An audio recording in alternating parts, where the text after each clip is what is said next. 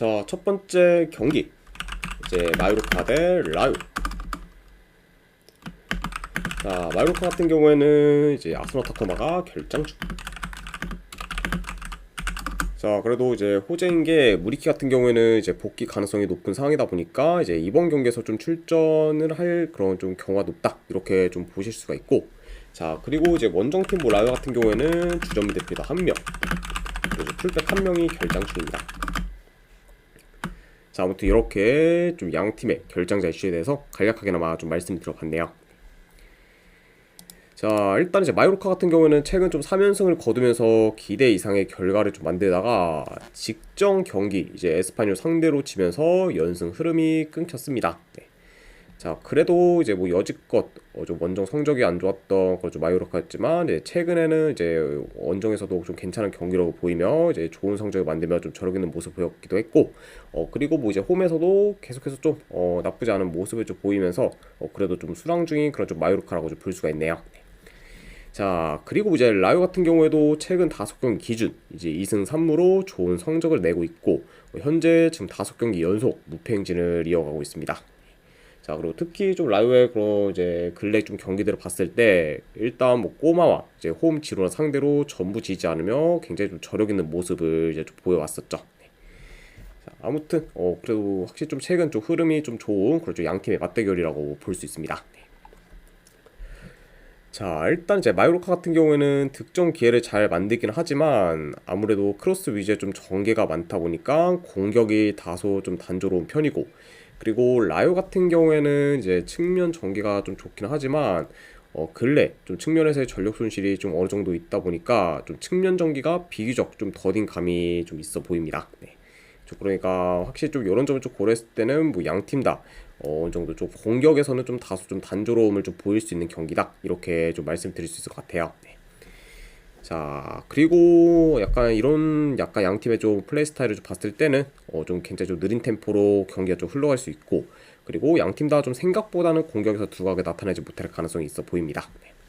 그러니까 확실히 좀 지루한 약간 공방전으로 이어질 수도 있다, 이렇게도 말씀드려봐요.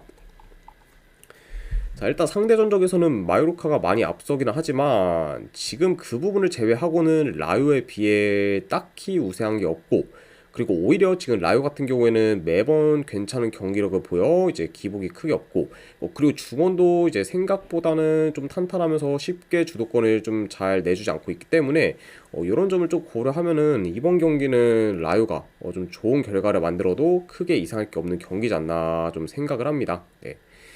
그러니까 약간 좀 1.8대 그리고 마요르카의 승배당은 뭐 크게 좀 메리트가 없기 때문에 저는 이거는 본다고 하면은 그래도 라요 사이드를 보는 게 약간 좀 배당적으로도 더 괜찮지 않나 좀 생각을 합니다. 네. 자, 아무튼 이런 점을 좀 고려했을 때는 저는 요 승패 본다고 하면은 라요 프랜승 쪽으로 접근하도록 할게요. 라요 프랜승 보는 경기. 자, 그리고 어노바는 배당이 좀 많이 낮긴 하지만 그래도 언더사이드 보도록 하겠습니다. 라요 프랜승의 2.5주 언더, 이렇게 가져가도록 할게요.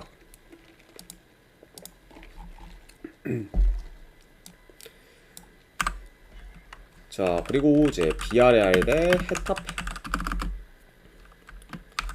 자, 비아레알 같은 경우에는 일단 이제 페레스 그리고 모레노가 이제 결장 중이고, 그리고 추가로 이제 지금 피노까지 결장 의심이 상황이기 때문에 만약 이제 피노까지 결장을 하게 된다고 하면은 공격에서 보다 더 좀 타격이 클 수 있는 그런 좀 비아레알이라고 볼 수 있어요.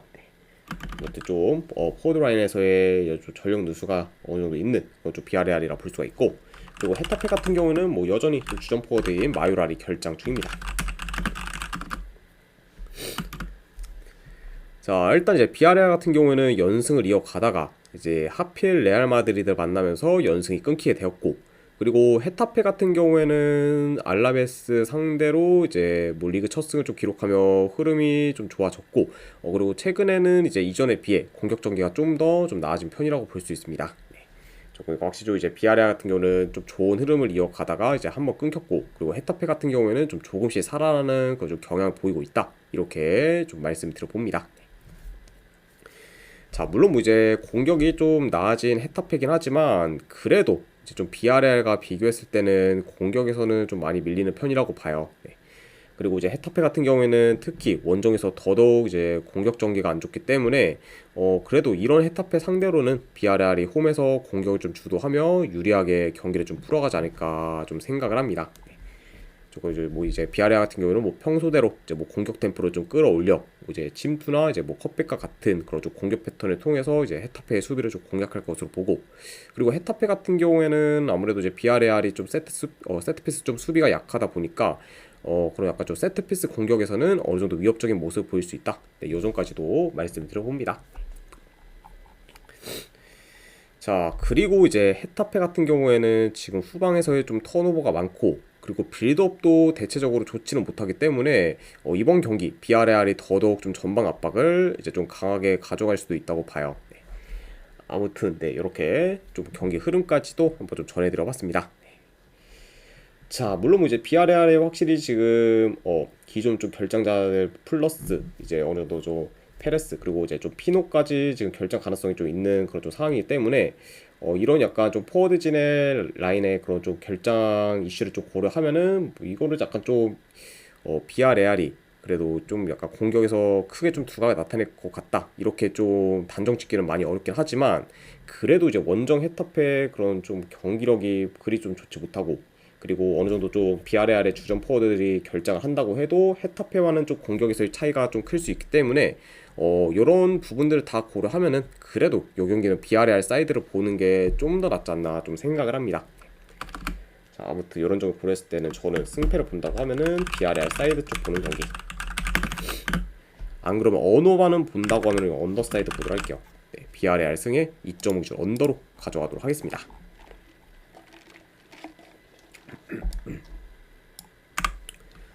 자, 그 다음에 이제 베네치아 대 아탈란타. 자, 베네치아 같은 경우에는 주전 수비수 1명 결장. 자, 그리고 아탈란타 같은 경우에는 이제 최근 라인과 비교했을 때 이제 중원에서의 그런 브레시아니 그리고 콜라시라치 그리고 이제 포스누가 결장 중입니다. 자, 그러면서 이제 기존 결장자들과 좀 더불어 어느 정도 전력 누수가 큰 그렇죠 아탈란타라고 이제 볼 수가 있네요. 자, 우선 이제 베네치아 같은 경우에는 최근 제노아 상대로 홈에서 이긴 경기를 좀 제외하면은 전부 다 졌을 정도로 이제 성적이 좀 저조하고 그리고 이로 인해 지금 리그 꼴찌에 위치해 있습니다. 네. 자, 그러면서 특히 좀 전반적으로 좀 수비가 이제 불안정한 그런 이번 시즌의 베네치아라고 볼 수가 있고, 그리고 원정팀 뭐 아탈란타 같은 경우에는 챔스와 리그를 병행하면서 이제 힘든 일정을 소화하고 있는데 현재까지는 지금 챔스에서는 괜찮은 성적을 좀 거두고 있고, 그리고 리그도 순항 중인 상태로 좋은 행보를 이어가고 있습니다. 네. 자, 그러면서 이제 A매치 휴식기 직전에는 샤우타르와 이제 뭐 제노아 상대로 폭발적인 득점력을 보이며 좀 대승을 거둔 채 이제 좀 마무리를 했었죠. 네. 아무튼 확실히 좀 최근 좀 바쁜 일정에도 불구하고 페이스가 굉장히 좋은 거죠 아탈란타라고 볼 수가 있습니다. 자, 일단 전반적으로 두 팀 다 이제 수비가 불안정하긴 하지만 최근 경기들만 놓고 봤을 때는 베네치아의 수비가 훨씬 더 좀 불안정하고, 그리고 수비 뒷공간이 잘 뚫리면서 이제 후방에서의 턴오버도 많기 때문에 이런 요소들을 좀 고려하면은 이번 경기 역시 좀 베네치아의 실점 위험이 더 클 수도 있다고 봅니다. 네. 보니까 확실히 좀 수비에서 더 좀 불안정할 팀은 아무래도 좀 베네치아지 않을까 좀 생각을 해봐요. 네. 자, 그리고 이제 수비적인 부분뿐만 아니라 이제 공격 전개나 메이킹 능력도 이제 아탈란타가 더 좋은 편이고, 그리고 공격 패턴도 더 좀 다양하기 때문에 확실히 좀 이런 점을 고려하면은 뭐 공수 방면에서 아탈란타가 좀 우세할 수 있는 경기지 않나 한번 좀 생각을 합니다. 자, 아무튼 이렇게 좀 말씀드려보고, 자, 그래서 이 경기는 뭐 그렇게까지 크게 좀 코멘트를 할 건 없을 것 같아요. 아무래도 좀 최근 흐름, 전력, 뭐 경기력 등 전부 지금 아탈란타가 우세하기 때문에 이런 점을 다 고려하면은 그래도 이거는 원정이긴 해도 그래도 아탈란타 사이드를 보는 게 조금 더 낫지 않나 좀 생각합니다. 아무튼 이런 점을 고려했을 때 이거는 승패 본다고 하면은 저는 아탈란타 사이드 쪽 보도록 할게요. 분석결과 네, 아탈란타 승. 그리고 언어반은 본다고 하면은 이거는 오바 사이드 보는 경기 네, 이렇게 가져가도록 하겠습니다.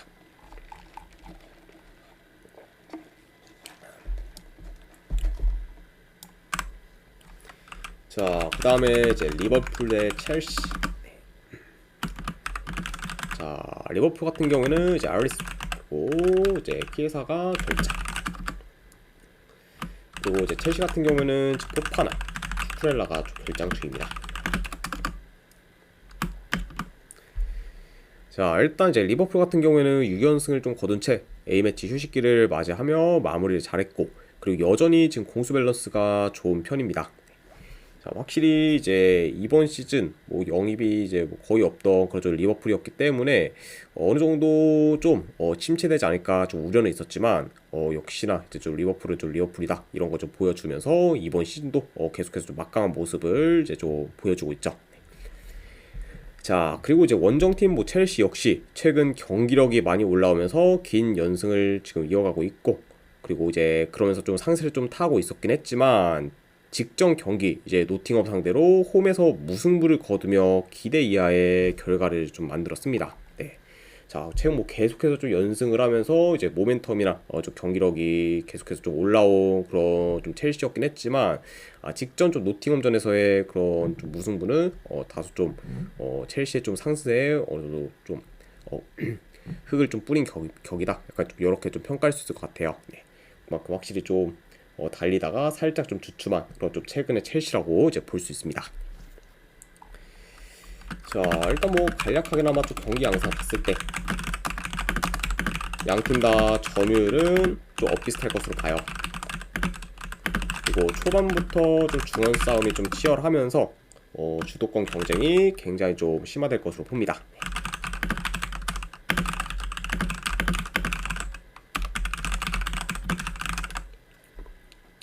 아무래도 이제 뭐 리버풀이나 첼시 두 팀 다 이제 중원 장악을 기반으로 경기를 좀 풀어가다 보니까 이번 경기는 굉장히 좀 중원 싸움이 가장 좀 중점이 좀 될 수도 있는 경기다, 이렇게도 좀 말씀을 들어봐요. 좀 그러네요. 초반부터 좀 중원 싸움이 좀 치열할 수 있는 경기, 이렇게 한번 전해드려 봅니다.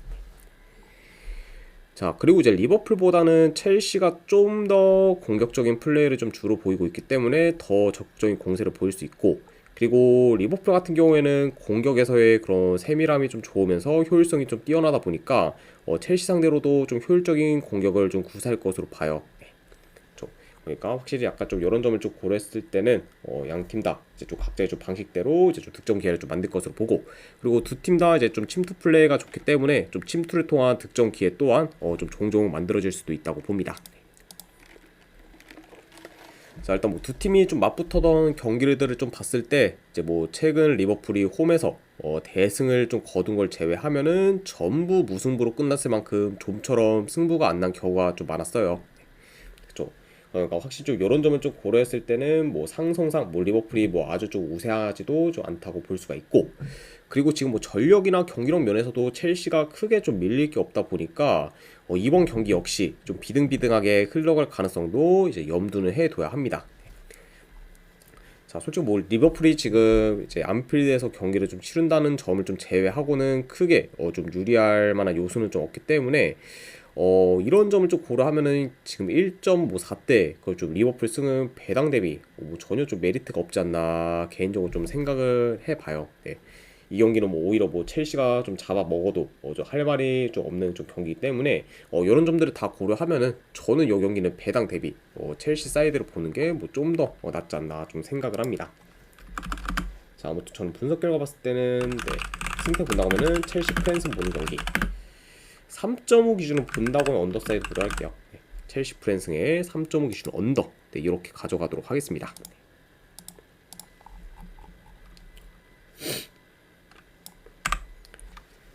자, 그 다음에 이제 헐시티 대 썬더랜드. 자, 헐시티 같은 경우에는 지금 큰 결장자는 없습니다.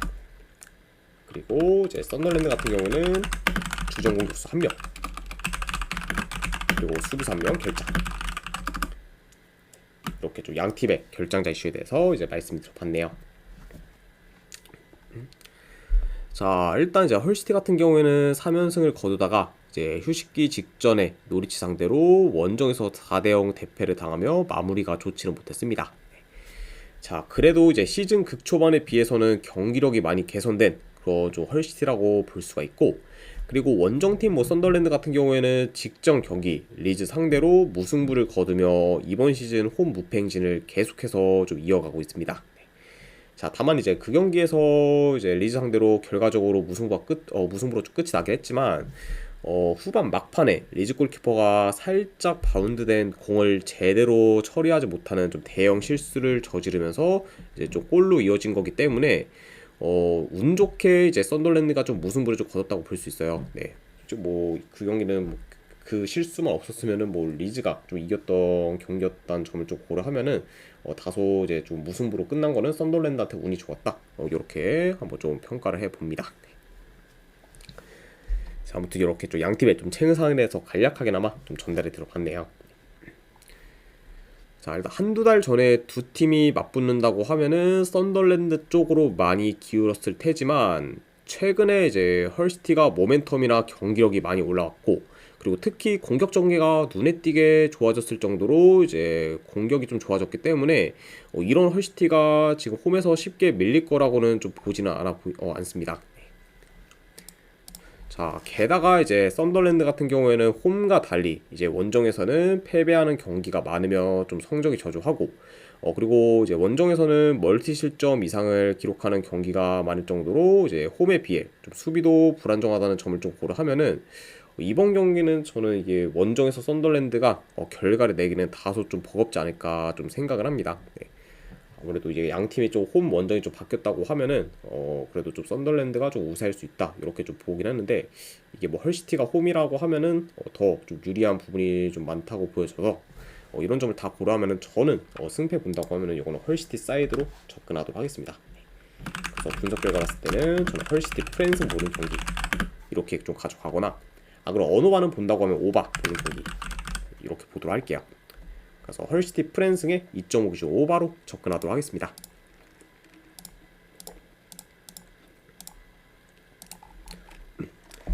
자, 그 다음에 이제 르아브르 대 리옹.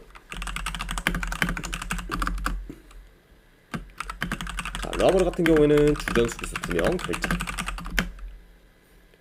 자, 그리고 이제 리옹 같은 경우에는 이제 최근 라인업 같은 경우였을 때 주전 미드필더 1명 그리고 수비수 1명이 결장 중입니다.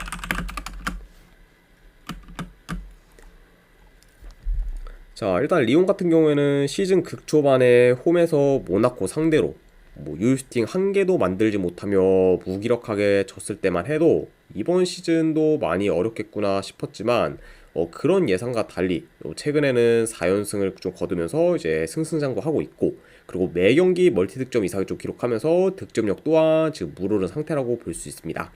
오누티자님 반갑습니다. 네. 일단 이제 시즌 극초반보다 이제 리옹의 그런 중원 장악력이 눈에 띄게 좋아졌고 그리고 볼 배급이 잘 되면서 이제 포워드 라인에서 살아난 점이 좀 크다고도 좀 볼 수 있을 것 같네요. 성분철부진님 별풍선 50개 감사합니다. 그리고 삼부철부진님 50개 후원 진심으로 감사드립니다. 네. 일단 오늘 해외 축구 조합이랑 추천표 바로 보내드리도록 할게요. 네, 방금 보내드렸으니까 쪽지 한번 확인해 보시기를 권유드립니다. 그리고 다시 한번 50개 원 감사드립니다. 삼부철부지님. 자, 그리고 이제 그에 반해 이제 르아브르 같은 경우에는 4연패 중으로 하락세를 타고 있고 그리고 최근 4경기 멀티 실점 이상을 기록하면서 이제 수비 밸런스가 좀 많이 무너졌습니다. 네. 그야말로 확실히 좀 최근 좀 양팀의 흐름이 좀 많이 상반된 그런 좀 상황이다. 이렇게도 좀 볼 수 있을 것 같네요. 자, 일단은 요 경기 경기 양상을 좀 봤을 때 자, 원정이라 해도 리옹이 좀 더 점유율을 좀 높게 가져갈 것으로 봐요. 그러면서 좀 대체적으로 좀 경기를 좀 운영할 것으로 보고 그리고 좀 초반부터 리옹이 좀 라인 올려 적극적인 공세를 좀 펼칠 가능성이 있어 보입니다. 그러니까 확실히 점유율도 이제 좀 높게 가져가면서 이제 공격에서 좀 주도권을 좀 가질 수 있는 그 좀 리옹이라고 볼 수가 있고 그리고 이제 르아브르 같은 경우는 좀 수비적으로 좀 플레이하다가 역습 위주로 이제 좀 풀어갈 수도 있다고 봅니다. 네. 자, 아무튼 이렇게 좀 말씀드려보고 자, 그리고 이제 아무래도 중원에서도 좀 최근 좀 리옹이 좀 좋기 때문에 좀 르아브르 상대로 이제 중원 싸움에서도 이제 좀 우위를 좀 점할 것으로 봐요. 저희가 확실히 좀 이런 점을 좀 고려하면은 리옹이 좀 더 유리하게 좀 풀어갈 만한 요소가 좀 많은 경기다 이렇게 말씀드려 봅니다. 자, 다만 근데 이제 리옹 역시 뭐 좀 수비 라인 조율이 좀 잘 안 되다 보니까 이제 좀 침투에 취약한 면모를 좀 보이고 있고, 그리고 측면 수비 또한 뭐 리용이 그렇게 뭐 좋은 편은 아니기 때문에 이제 이 경기는 뭐 리용도 어느 정도 좀 실점 위험은 좀 감수해야 된다. 네, 이렇게도 이제 전달이 들어봐요. 자, 물론 뭐 이제 지난 시즌 리용이 르아브를 상대로 이긴 적이 없으며 약한 면모를 좀 보이긴 했지만, 그거를 좀 감안해도 뭐 현재 지금 흐름, 경기력 등 리용이 더 우세한 부분이 많기 때문에 이런 점을 좀 고려하면은 그래도 이거는 뭐 리용이 좀 흐름을 더 이어갈 가능성이 높지 않을까 좀 생각을 합니다. 자, 아무튼 이런 점을 좀 고려했을 때 저는 요거 그래도 승패 본다고 하면은 리용 사이드 쪽으로 접근하도록 할게요. 리용 승보는 경기. 그리고 언오바는 본다고 하면은 이거는 오바로 접근하도록 하겠습니다. 2.5 기준 오바.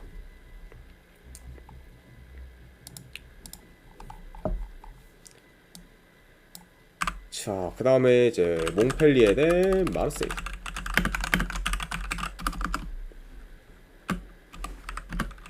자, 몽펠리에 같은 경우에는 주전 윙어 1명, 그리고 이제 수비수 1명 결장. 자, 일단 지금 알타마리가 좀 결장 중인 거는 어느 정도 좀 타격이 클 수 있는 그런 몽펠리에라고 볼 수가 있고, 그리고 마르세유 같은 경우에는 주전 미드필더 1명, 지금 수비수 1명 정도가 결장 중입니다.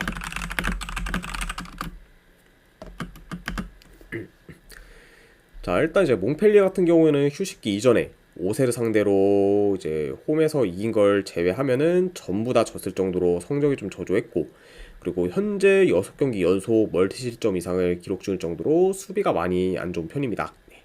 자, 특히 그리고 지금 몽펠리에 같은 경우에는 측면에서 좀 뚫리는 경우가 비일비재할 정도로 측면 수비가 이제 굉장히 좀 취약한 편이다, 이렇게 좀 볼 수 있고, 그리고 원정팀 뭐 마르세유 같은 경우에는 약간 좀 좋은 그런 공격력을 좀 바탕으로 계속해서 연승을 좀 이어가고 있었지만, 최근에는 이제 스트라스부르 상대로 무득점을 좀 기록하며 지거나, 그러면 이제 최근 이제 앙제 상대로 이제 홈에서 무승부를 좀 거두는 등 저조한 성적을 이제 좀 연이어 거두며 이제 흐름이 한풀 지금 꺾였다고 볼 수 있어요. 네. 그만큼 확실히 좀 공격 사이클이 이제 좀 떨어진 채 이제 A매치 휴식기를 맞이했던 그쪽 마르세유라고 볼 수 있습니다.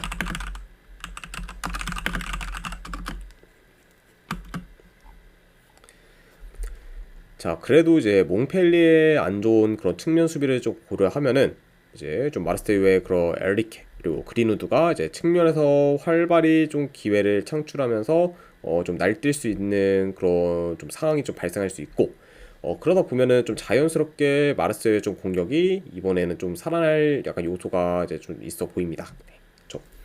그러면 이제 뭐 그러다 보면은 이번 경기에서는 마르세유가 좀 최근 경기들에 비해 이제 공격에서 더 좀 두각을 좀 나타낼 수 있는 그 좀 상황이 되지 않을까 좀 생각을 해봐요. 네, 그렇죠. 자, 그리고 이제 몽펠리에 역시 뭐 전지성이 좋고 이제 공격적이기 때문에 마르세유 상대로 어느 정도 좀 득점 기회를 만들 것으로 보고, 그러다 보면은 뭐 이번 경기가 좀 템포가 빠르면서 공격적인 양상으로도 흘러갈 수 있지 않을까 싶습니다. 자, 일단 지금 마르세유가 최근 결과가 좀 안 좋았을 때를 봤을 때 항상 좀 득점력이 저조했었어요. 네. 자, 다만 근데 이제 이번 경기에서는 이제 마르세유의 공격이 좀 살아날 요소가 좀 충분히 있다 보니까 이에 좀 비례해서 결과 또한 좀 좋게 만들어 이제 흐름 전환에 좀 성공하지 않을까 좀 생각을 합니다. 네. 아무래도 확실히 좀 이제 근래 이제 좀 몽펠리에 좀 수비가 너무 안 좋다 보니까 이런 약간 좀 수비가 안 좋은 좀 몽펠리에 상대로는 그래도 마르세유가 좀 득점이 좀 살아날 가능성이 있고, 그리고 만약에 그 득점이 좀 살아난다고 하면은 뭐 좋은 결과 또한 좀 기대는 해볼 만하지 않나 좀 생각을 하기 때문에 이런 요소들 다 고려해서 저는 승패를 본다고 하면은 이거는 마르세유 사이드 쪽 보도록 할게요. 마르세유 승보는 경기. 그리고 3.5 기준은 이거는 배당 대비했을 때 오바 사이드 보도록 하겠습니다. 마르세유 승에 3.5 기준 오바로 접근하도록 할게요.